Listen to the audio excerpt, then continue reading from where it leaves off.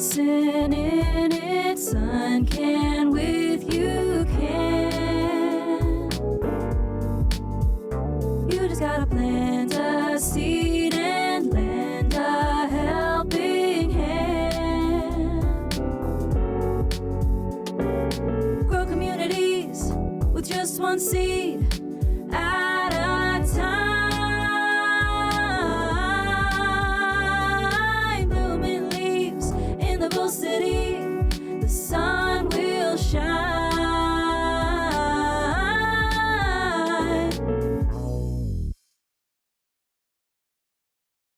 Hey, good afternoon and welcome to UnCan with UCAN. My name is Justin Wooley. Happy, proud, and so excited to be here today with Cara Hobbs Lewis. Ms. Lewis, thank you for being here with us today. I am so happy to be here today. It is wonderful. It is. And also what is wonderful, right, is I think that you can do a better job of telling us about yourself than me because you have that lived experience. So please, enlighten us. Okay, I'll do that. I am Cara Hobbs Lewis. I'm so happy to be here at UCAN. I describe myself as a communicator and a community builder, and I work at NC State's College of Agriculture and Life Sciences, and I'm really, really happy to be here today. All right, all right. You know, one of the beautiful things about UCAN is we don't have visitors, right? When you come out here, you're a family, right? And we expect to see you often and always. What brought you out here in the very beginning? How did you find us? That's a great question. So I was working at NC State in the College of Natural Resources and doing lots of features on students. And I was writing a story about one of our alums who was working at Triangle Land Conservancy. And in doing that research, I saw that Triangle Land Conservancy was hiring a communications person. So I applied and happily got the job. And I had not been on the job long, and I heard my colleagues talked about UCAN, and I knew there were some community gardens, but you know they manage a lot of land, they've preserved a lot of land, so I didn't know that much about UCAN. But one of my early assignments was to come out here on a Martin Luther King workday and take pictures of the event, that kind of thing. And I did, and I still remember driving down the gravel driveway and realizing I was going back in time. But that was my first visit to UCAN, and it changed me. I have thought about it ever since, and I loved writing about it. But that's how I got here. Yeah. Right on, right on. You know, luckily for us, that was a nice, cool kind of day. The exact opposite of what it is right now, right? It's warm today. It is a little bit warm today. Public service announcement, make sure you drink lots of water. Okay. But going back to that gravel road that you came down, are you a city girl or a country girl or? Good question. So I grew up in Burlington, North Carolina, and that's not far from here, about 45 minutes. And at the time, you know, we're talking 1970s, I thought I was a city girl because we'd go see my country cousins in Clayton. And that was fun. My uncle had a farm, so I grew up, you know, I got to go summers there, play on the farm, run through the gardens, all that, and then go back to the big city of Burlington. As I grew up, I later realized Alamance County, Johnston County, these are rural parts of North Carolina. Yes. But yes, that's where I grew up. And then I went to NC State and majored in English and journalism. And so that's where the writing and the love of writing started. Okay, okay. You know, I've been told that I can listen and I can hear. One of the things that I heard you say was that you have a love of English, all right? Well, are there any other loves that that really speak to your heart and speak to who you are? Or is it just English, no Spanish, habla español? Or communication. Come on, give us a little bit more down that dirt road. Okay, going down that dirt road. Going way back. So, my love of English probably came from how I grew up. You know, as a Southerner, we love our stories. We love the oral tradition.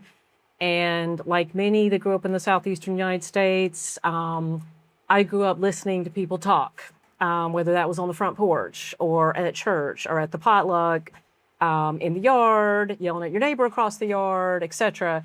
So there was a love of storytelling and talking. But at the same time, my dad, he was the son of a Methodist minister and always kept sermons and whatnot. And what I took from my dad was this mantra, put it in writing and get it in writing. Okay. So that combo, along with the love of words, I think drew me toward wanting to major in English. Curiosity that was always there was where the journalism interest. I was always asking questions, much to the annoyance of family and friends and such. But that's how I got to English, and journalism, Wow. Little unwell-known fact is that my degree, right, is in journalism. All right. I wanted to bring you your local weather. We did. All right. And took a turn somewhere, but I think in that turn was something that was pulling at my heartstrings. Coming from Chicago, and my parents would send me down to Tulsa, Oklahoma in the summers. I just fell in love with being outdoors. Yes. Right. Yes. And you didn't have to go all off into the woods, right? It could be on that front porch. Yes. Right. Yes. And what I was able to take back with me to Chicago was a different view on my parents. My parents were communicators, but they were really connectors. Yes. Right. Yes. So once I started to understand what it meant to have a sense of community. Yes. Right. And the kind of community that you can put your hands in and feel it, the kind of community to where when you eat food, right, it brings back a memory. Yes. Right. The kind of community that just makes your heart sing. Yes. Right. When Love the it. world may be giving you nothing but silence or shade. That's exactly right. Is that how they do it, right? I like or is it like that? It's like that. Okay. You're a little bit old here. I got on glasses. But can you tell us about how community has shown up in your life and through your storytelling? I sure can. Because you mentioned journalism and I mentioned majoring in English, I can remember my first job when I graduated with my English degree was at what was then called Central Carolina Bank, which is now that fancy 21C hotel in downtown Durham. My office looked out at the iconic Bull, and I was a technical writer. So I was writing procedures. These were not interesting stories. This did not involve going out into the community. And it was a procedures job. Like standard operating procedures or customer service? Both. Okay. Yeah, literally procedures. What the teller had to do for a customer, as well as instructions that for the teller to use the system. Right. The robotics of it. Pretty dry, Yeah. and not outside. So fortunately, life took me to the Bay Area, California. And I took a job, entry-level job, as an editor in a public relations agency. And in California, all of a sudden I was spending a lot more time outside, hiking, going into orchards. And even though I grew up in North Carolina, which has a wonderful, history in agriculture, you remember I was that city girl in Burlington. Right. I wasn't really tuned into that. Yeah. But when I moved to California, I started hiking. There were farmers markets everywhere. Every vegetable or fruit has a festival. Yep. And so that was happening, a love of the outdoors, a real curiosity about food, and also learning how to cook food. Because even though I grew up eating a lot of vegetables, they were usually out of a can or overcooked. And in that period, though, in my office life, that's when I was learning public relations and pitching journalists and researching what journalists covered and looking at editorial calendars and magazines, all that kind of stuff. So that all started brewing. And what I loved about all of it was the connections that you made, and that the best stories that you could write or pitch were based on a connection you'd made and someone you knew. Got it. And what their story was and what community they were in and what they were interested in. And so that all started to come together. And I wasn't exactly sure, at that point in my life, how that was going to turn out. Yep. But that love of outdoors, that curiosity about food, I was definitely starting to hone my writing talent. And I was definitely starting to do more public relations and reaching out to journalists. So, yeah. I can remember being in journalism school, and there's a statement that sits with me to this very day. Tell me if you've heard it before. Okay. If it bleeds, it leads. Yeah. And the reason why I bring that up is, in 2026, we're having a lot of conversations about, farm to table, farm to fork. But it wasn't always that way. That's right. Right? That's right. And for the people who started to change the stories that we interact with around to something a little bit more human, Yes. something with a little bit more life and heart, we thank you for that. Yes. Right? Yes. Yes. Because it wasn't always the big swing. It wasn't always, talking about tomatoes, talking about having a home garden, talking about a slower pace of life is where that secret sauce is. So thank you for listening to your heart is what I'm trying to get at. I appreciate that. That's a great segue into my first visit to UCAN and meeting Delphine. And obviously learning about the historic deed transfer from Triangle Land Conservancy to Delphine and her sister Lucille, and seeing what was happening here, that what started with a couple of garden beds had become all of this, this farm with an amazing history. That changed me profoundly, and I knew I wanted to pitch that story as broadly as I could. But to your point, I was so taken by Delphine and her background. She worked in Extension, Durham County for I think a decade. And so she was creating programs and delivering programs to teach gardening and canning and teach people about food.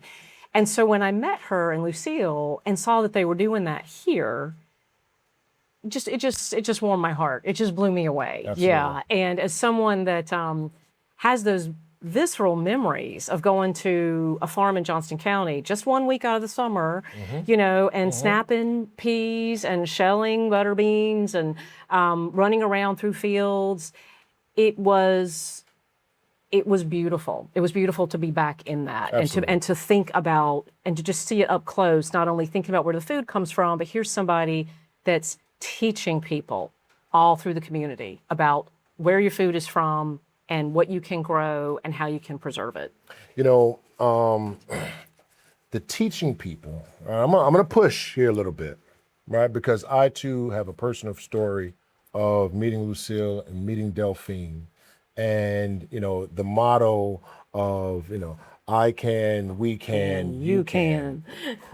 What I experienced was the teaching of how to listen to your heart, right? To where you are led by your heart to be able to see something a lot bigger and better than your current situation. Yes. Because I'm thinking, ma'am, you did standard operating procedures at a bank. Yes, I did. That might be... My heart was not in it. I That might learned be a lot. the best way to take a nap, right? To get some sleep. It's very dry, very boring. Very important. Right? Very important. Very important. Yes. Right? But also, it's important for us to follow our hearts and Yes. for us to know that there's more to life than just making money. Yes. Right? Yes. I might have been bad at it myself, right? Because my heart wasn't there. Right? And when you come out here to Catawba Trail Farms, right, we get everybody, you will drink that Kool-Aid. Oh, yeah. Right? And Oh, yeah. you will stick and stay. Oh, yeah. Right? Yeah. Because the people out here are the people who have those stories, and they are itching to be able to pass that on. Stories of sitting on a porch, shucking peas, right? Watching your loved ones grow up in a yard. I got a quick little story. In Oklahoma, my uncle told me to go outside and play. I went outside and played. He said, but don't whistle, right? Yeah.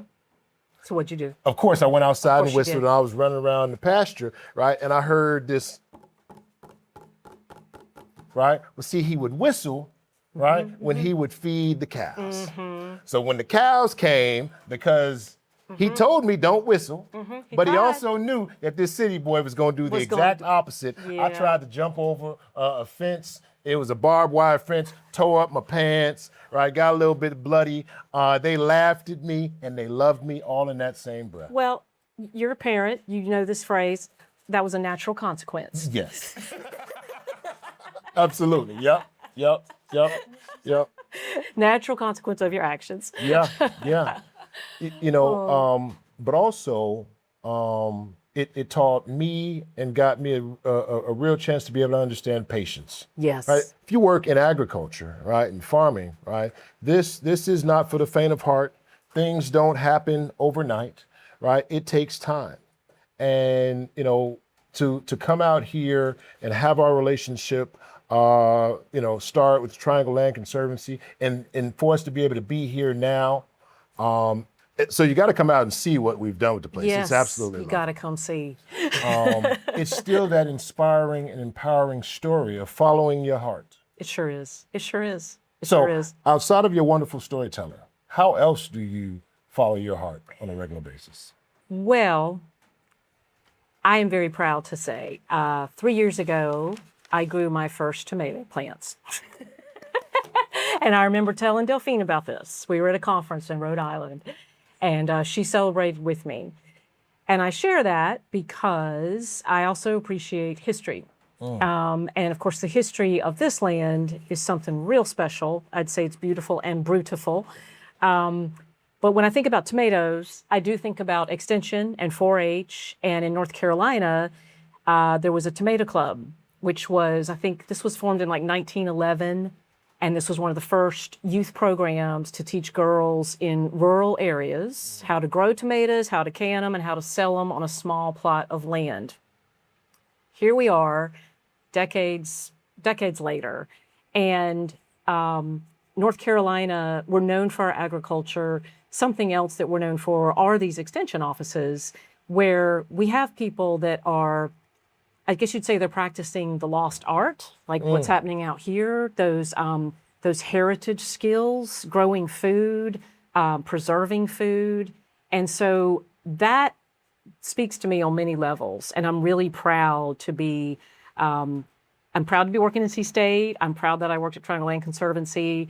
I'm so happy that I got to experience UCAN and be a part of it. But as far as what makes my heart sing, it's all those things. Yeah, it's being outside, it's talking about food, it's starting to grow food, and meeting with people that are, they're using their historic knowledge as well as there's new technologies too. A lot of extension agents, they're using drones to manage crops and look at pests and deal with all kinds of things and track storms. So very happy to be back in North Carolina, I guess. Yeah, I came back in 2008 and hope to stay here. Happy to have you. Yeah, happy to be here. So yeah, those are just a few things. I want to dig in. Look out. No pun intended, but definitely enjoyed. We're on a farm, you get it? Okay. Dad jokes. Anyway, you said that you shared a story with her about tomatoes. Yes. Right? Real quick, right? And just follow me here on this. About how many people have you shared your story about tomatoes? It's a small group. Okay. It's a small group of people that. Did you share your successes or your fails? All of them. I have 2 or 3 gals that live around me that know how to grow tomatoes, and some of us that are learning how to grow tomatoes. And so we love having that chat. Wait. That know how to grow tomatoes, right? So then they gave you what in return? Oh, well, one is a good friend that was actually my my son's cub master, brought me several tomato plants this year. Okay. And now I think I have about 12 different big plants in big tomato cages. And the joke is, what's Cara's tomato bracket? How's it going? Back when everybody was following the World Cup and all the things, and I was like, well, let me tell you who's in the lead. It's my German Johnson tomatoes. Yeah. Juliet's behind. Yeah. So yeah, it's I love talking about it. But Delphine is one of the first people I think I told when I grew my first tomato. Got it. Yeah. Got it. Yeah. So here's where I was going with Okay. this, right? When we are honest, right, we can share both our wins and our lessons learned, right? And in the same way, that builds community, that makes us human, that allows us to be able to connect, right? A good garden has, a diverse array of plants. Exactly. Some go together and some don't. We live in a world to where everybody wants to get it right. Yes. And then they feel bad if they don't. Yes. Right? Yes. But, being able to be on a farm, and definitely here at UCAN, we sometimes, we'll knock it out of the park. Sometimes it's a bunt. Sometimes we will strike out, right? But what we don't do, right, is give up. Yes. Keep going. Right? And we keep going. And learning. Right, Yeah, absolutely, and right? learning. So when I heard you say that you had shared that, right, you weren't just sharing it, right, to speak highly about yourself. There was also some tips, there was some appreciation, some knowledge, right, Yes. that you knew that you could receive. Yes. Oh, yes. I've received so much. Yeah. Watering and placement and what does this mean and what does this mean? Oh, that's not ripe. And you put them in the windowsill and don't put them in the fridge. Absolutely, absolutely. And see, All that. the other part of that, right, is, we are currently on a spot that has a history to it. Yes, you are. Right? Yes. And it's important for us to be able to talk about that history. In the same way that, some tomato plants, right, might fail, right, or they might not grow, right? It's not until you accept all of those things and then you can move on and get a new life lesson learned. Yes. Right? Yes. To where how we can be on a place that held enslaved bodies and now be on the same place, right, that brings people together and empowers them for them to be able to be self-sufficient and grow, right, with a community garden, right, and also a farmer's market and all these other things, right? And there's a new story to be told. And there will continue to be more. And there But will you're continue reminding to be me, told. I can't remember if it was the first visit or second visit, but I went on the tour with one of your board members, Michael, I think, and we went out to those grave sites. That's correct. And still think about it all the time. Learning about the Indian trading path, learning about the different ways people went to the river, the fact that it was a plantation. I remember when I first saw the old sign that I know you have around here somewhere, driving in today, Snow Hill sign, and that history, it's part of the whole story, and it's really important to share the whole story. And the only way you do that is talking with people, talking to elders. Sometimes you find notes in a Bible. Sometimes you find, an old newspaper. I'm one of the few people that still reads a daily newspaper. But when you can't find those, you got to talk to people and get those stories and remember them. And some of our best stories come from food. Yes, Yeah. yes, they do. Yeah. Yes, they do. Yeah. Yes, they do. Yeah. And we shouldn't shy away from the stories of yesterday. Exactly. It shouldn't slow us down in our ability to be able to create new stories today with new outcomes. Yes. Right. And I'm specifically talking about, in 2026, there are conversations that we aren't having.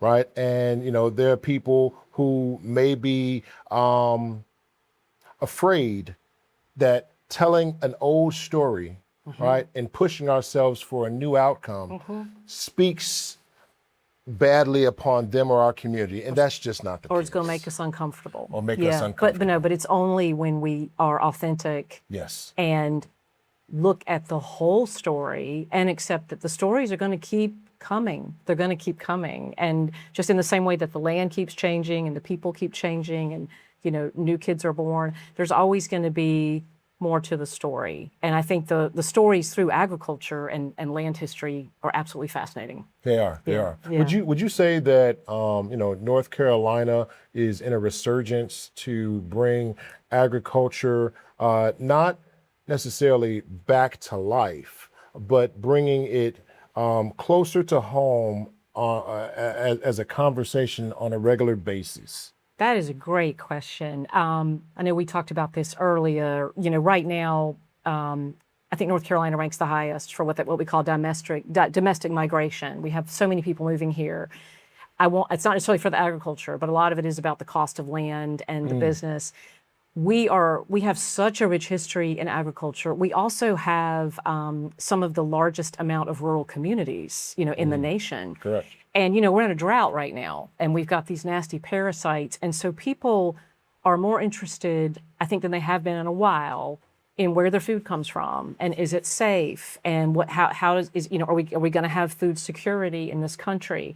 And so learning from each other and talking about that and sharing that knowledge, it's extremely important. And North Carolina may be leading the way there. Yeah, we're doing a lot of research, not just at NC State, but across the state, especially through Extension.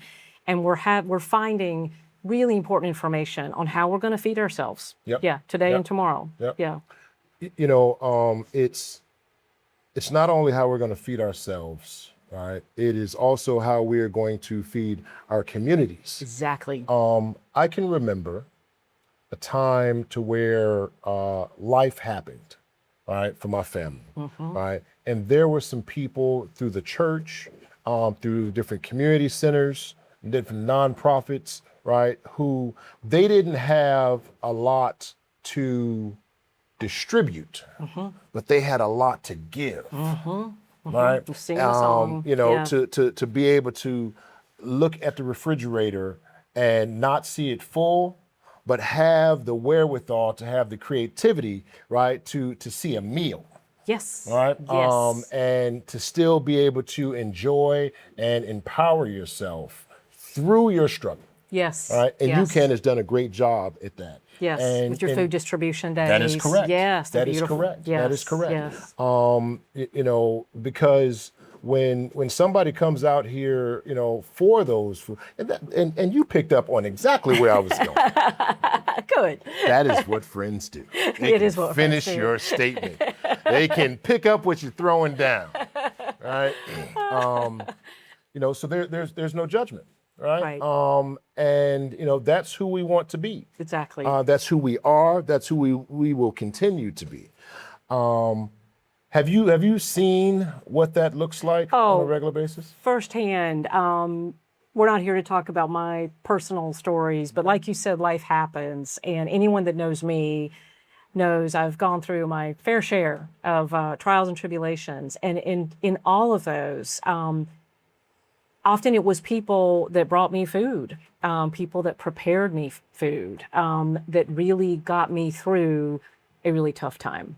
And to your point, it's thinking about how we're going to feed ourselves and our communities as well as the population at large. And it's everything. Yeah, it's everything. I just happened to look down here because I have some notes. I'm not afraid to say that. I also wear glasses. But it says, learn, right, how work helps inspire meaningful action. And as a storyteller, right, again, I want to say thank you, but then also just crystallize, right, the power that is still had in the pen. Right. Yes. And a person such as yourself doing the right thing, right, of honoring that and knowing that what you write and what you say, right, can, push people towards action. It matters. It does matter. matter. Whether you're having a conversation like this or you're writing a letter, it matters. Yeah, and it makes a difference. Yeah, Yeah. it does. Yeah. I've said a lot of things. Is there anything right now that is speaking near and dear to your heart that you want to make sure that you share with us? I think a couple things. When I think about storytelling, Southerners, we have that reputation of being great storytellers. I also think that it's trendy right now. A lot of people talk about, organizations and storytelling, and yet when you look at marketing materials, you'll frequently see the data points or the by the numbers, and those things matter. But I think when you're really trying to reach your audience, you've got to share the stories behind those numbers and behind those data points. Otherwise, they just don't stick. So whether you're talking about acres of land or amount of profit, et cetera. Unless you're sharing those stories, I don't think they resonate, and it does take work to get those stories. You've got to go to the place, you've got to talk to people, you've got to take notes. You do. Definitely. Yeah. I would do us all a disservice if not to 100% wholeheartedly honor you as a communicator and community builder, right? If not to ensure the fact that you following your heart, right, can also inspire and bring other people to action. So, with that being said, is there a way that people can connect with you? Not me, not UCAN, but with you. Yes, you can. You can. I love that. Connect with me. You can find me on the web at cafecara.com. You can find me there. And I'd be glad to meet with folks, have a cup of coffee, talk about communications. Can talk about it all day long. I went to public school. Yeah, same. How do you spell all of that? www. dot CAFECARA.com. Okay. Yeah, you got it. You heard it here first, folks. This is how you get in touch. Thank you. With Cara. Cara, we've been having a great conversation here. And when I think about storytelling and being able to do it with honor and dignity, right, there are some people who get this lost art right. There was a story on Due South that I think that you might have played a role in. Can you tell us a little bit more about that and how you guys got it so right? I sure can. So I remember vividly, UCAN and Triangle Land Conservancy wanted to promote this historic deed transfer. And so since I was doing communications, big part of my job was thinking about how we were going to do that. And some media outlets immediately came to mind to me, the first one being WNC's Due South show. Long-time listener, it used to be called The State of Things. And Great I've show. been listening to it for a long time. And I thought about the host, Leonida Inge, and the stories that she covers. I also thought about the Carolinian, which is the oldest newspaper in North Carolina that covers Black news and Black events. Thought about the Bitter Southerner, which is a website and an e-newsletter, and of course Garden and Gun and Our State. But anyway, so I went about doing the voodoo that I do, which is the writing and the crafting the stories, getting all those facts together. And I really put some extra effort into my pitch to WNC. And so that got across Leonida's desk. And I remember when I got a call from her, and I was very excited, and she came out. She visited the farm, she conducted interviews, she did a lot of fact checking. She was really interested in the history. And so then she parked it for a little bit, and we weren't sure what we were going to see. And then she did the magic. She bundled it with 3 stories for a Juneteenth special. And this was amazing. I was so excited how it came together. And I think, I'm a big fan of the show. So there's that. But taking the time to think about the audience that the radio, that show has, and what would resonate, that really influenced the kind of pitch I made in terms about UCAN.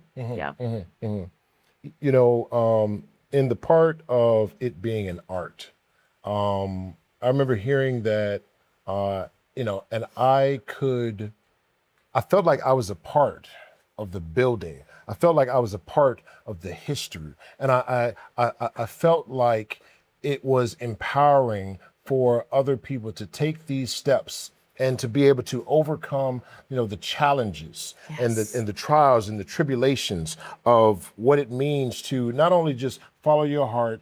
If that heart is agriculture, right on, right? If that sweat is on your brow, right on. But to be able to bring diverse groups together. Is there anything more that needs to be said about how do you shape a message that brings a diverse group of people together? That is a timely question, especially now in North Carolina, in our country, around the world. Hearing everybody's voices and hearing everybody's stories, the history of any land, of any property, of any garden, That's going to involve a lot of different people. People that have lived on land, that have owned the land, that have worked the land, that were forced to work the land. And bringing all that together to convey the history as well as current, interviews with people, to me, that's where the magic happens in terms of good storytelling. And it's not, it's not all pretty. All those details can be hard, and yet it's really important to bring them together and to talk to as many people as you can. You've got to read, you've got to do your homework, you've got to think about your audience.